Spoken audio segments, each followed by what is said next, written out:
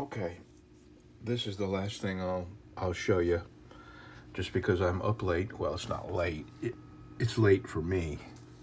This is Mary, and she is using a hoof rasp. And this is the lady that has been sending me the farrier's rasps.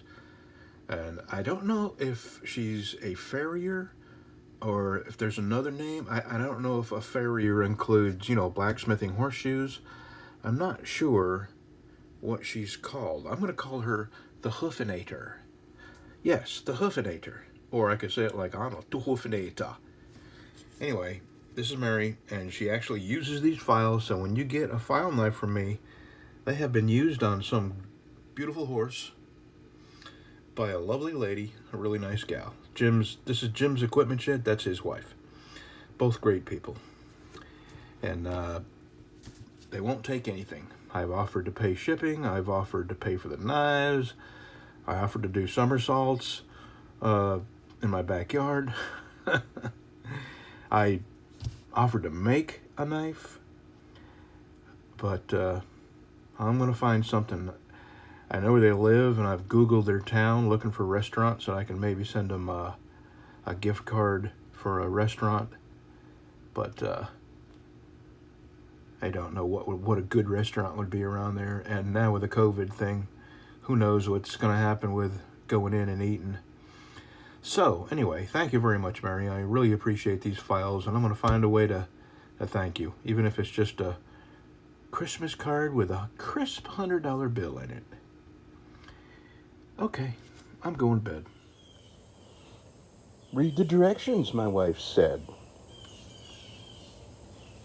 And I said, who needs directions? Only a dummy needs directions.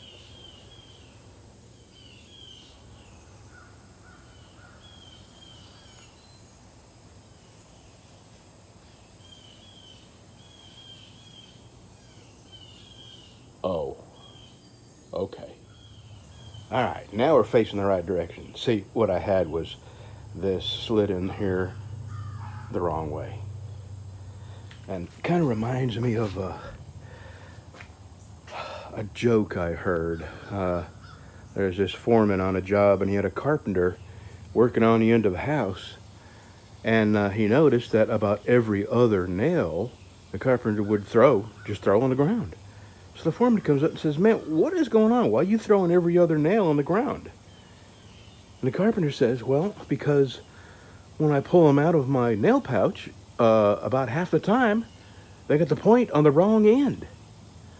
And the foreman goes, oh, I get it. So I'll tell you what you do. Don't throw them away. Save them for when you work on the other end of the house. Okay, one more little funny or ironic. Yeah, funny. You could be at the cash register paying for all your goods at Walmart, and the door Nazi is standing there watching you pay for everything, and then you come out, to the doors, and then they demand to see your receipt for the stuff they watched you pay for. Except for if you're carrying a weed eater on your shoulder and all the bells and whistles go off. I was pushing the buggy yesterday, and my wife was carrying this because the buggy had 4 cases of water in it, so it took a bunch of effort to steer it and push it. And she was carrying this, so I was in front of her, she was behind me, and the door Nazi doesn't even bother with us. She goes out the door, all the bells and alarms go off because of this thing right here. And we stop and we look at the door Nazi, and the door Nazi's engaged in deep conversation with some people, so we just kept on going. I mean, we could have left without paying for this, but it's funny how the things that they, when you've clearly paid for everything, they want to see your receipt, and then when there's a chance you could be walking out with something you haven't paid for, they don't even want to care, even though the bells and whistles and alarms are going off. Funny.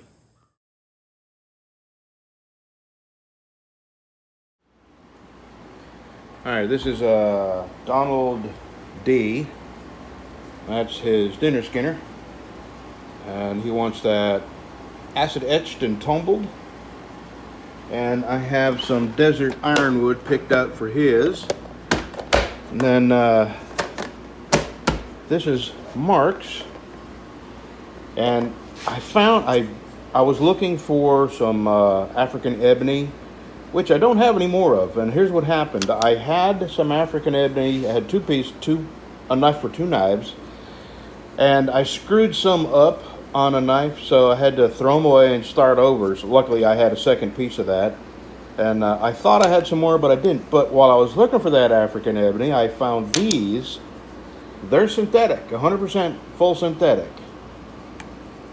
And it looks like a burl, and they will shine up like a mirror. And I just sent an email to Mark asking if he would like these. He wanted dark handles and a dark sheath. And if I were to use these with a dark chocolate dye on the leather, I think that would be beautimous with brass pins shined up. So anyway, I'm going to go ahead and put them in his box. I think he'll like it. And if he doesn't, I have a lot more stuff to pick from. But I can't wait to, if he wants them, I can't wait to try it. Because I've been wanting, I forgot I had them. I don't really like working with synthetic. It's hard to work with. And you got to be real careful when you're buffing, because if you buff too much, you can buff some of the synthetic away. So you got to buff it. Number one, you have to sand it up to a much higher grit, like 1200, 2000, 1500. And you have to use water when you're sanding up on the later grits.